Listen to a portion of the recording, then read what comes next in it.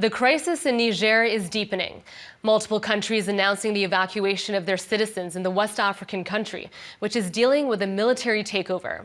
It's the seventh one to take place in West and Central Africa in less than 3 years, and is undermining the democratic progress in one of the world's poorest regions. Now, for more insight on this, we're joined now by Dr. Olayinka Ajala, senior lecturer at Leeds Beckett University, who specializes in conflict analysis as well as politics and governance in Africa. Thanks for speaking with us today, Doctor. Thank you for having me. All right, so, it's been almost a week since Niger's President Mohamed Bazoum was overthrown by mutinous soldiers. What exactly was the catalyst for the coup, and what factors led to this? Well, there are a couple of things when we talk about the catalyst and the things which led to the coup. Niger's returned to democracy in the last 10 years, but unfortunately, the economic situation has not improved. It still remains one of the poorest countries on earth. And then secondly, and more recently, insecurity has been on the increase. So it's been coming for a while, but we didn't see it coming this week. So there are other issues such as there was a news that was spreading that the head of the presidential guard was going to be removed. So I think that also contributed to that. So a couple of issues that have been going on. There has also been an increase in resentment against France, especially, and other Western allies in the country.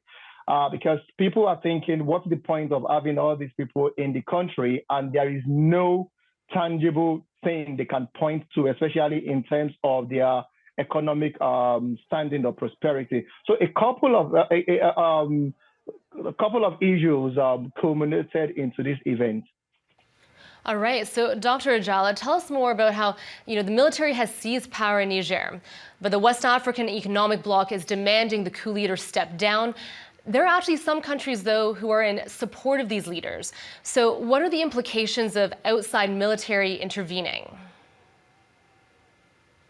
Well, the first thing is Niger is a very strategic country, not just to the other countries in West Africa, but also beyond West Africa. So, for instance, Niger has been very strategic and been a big contributor to the fight against insurgency and terrorism around Lake Chad Basin and across the Sahel. And also to the Western ally on ground, Niger is actually called a darling of the West because the country has been a very reliable partner in curbing illegal immigration across the Sahel through the Mediterranean into Europe, and also in helping Western allies to fight insurgency in that region. So the country is very strategic and a good ally, and also important to the other West African countries in the Sahel, and even partners outside of Africa. So in terms of the other issues, ECOWAS, the West African bloc, threatening to use force. I don't know how that is going to be because it's very strange what is going on now. The military leaders warning against the use of force. So it's still very tricky at the moment. We don't know what's going to happen in the next few days. All right, Dr. Ajala, really quickly, if you could summarize, what kind of impact, short-term and long-term, is this coup going to have on Niger and the surrounding regions? Well, on Niger, we've already heard about the sanctions from ECOWAS. I was just speaking to one of the people on ground now who told me that the price of rice has gone up tremendously just in the last 24 hours.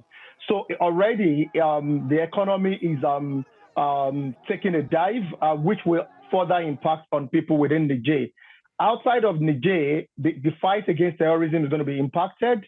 And also the immigration, the problem with immigration, mass immigration across the Sahel would also be impacted. So these are the issues that would be impacted in the short to medium term. All right, Dr. Ajala, thank you so much for your insight today. We appreciate it. Thank you for having me. Thank you. That is Dr. Olayinka Ajala, senior lecturer at Leeds Beckett University.